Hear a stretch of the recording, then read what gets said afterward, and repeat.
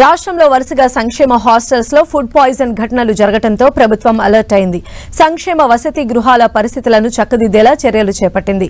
వసతి గృహాల పరిస్థితులను స్వయంగా అంచనా వేయడానికి ముఖ్యమంత్రి రేవంత్ రెడ్డి, డిప్యూటీ సీఎం భట్టి విక్రమార్కతో పాటు మంత్రులు ఇవాళ వసతి గృహాలను సందర్శించనున్నారు.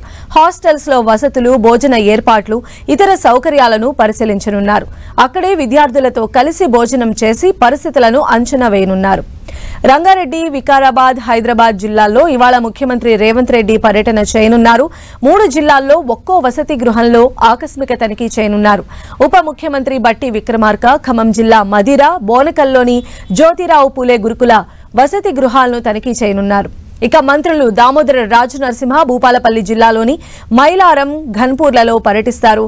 మంత్రి శ్రీధర్ బాబు భూపాలపల్లి జిల్లాలోని హాస్టల్స్ ను సందర్శించనుండగా పొంగులేటి శ్రీనివాసరెడ్డి ఖమ్మం జిల్లాలోని మదిరిపురం, తిరుమలాయపాలెంను సందర్శిస్తారు. మరో మంత్రి పొన్నం ప్రభాకర్ హైదరాబాద్ షేక్పేట్లోని వసతి గృహాలను పరిశీలిస్తారు. సంగారెడ్డి జిల్లా హతునూరులో మంత్రి కొండా సురేఖ, ఆదిలాబాద్ నేరేడిగొండలోని ఆశ్రమ పాఠశాలలను మంత్రి సీతక్క విజిట్ చేస్తారు.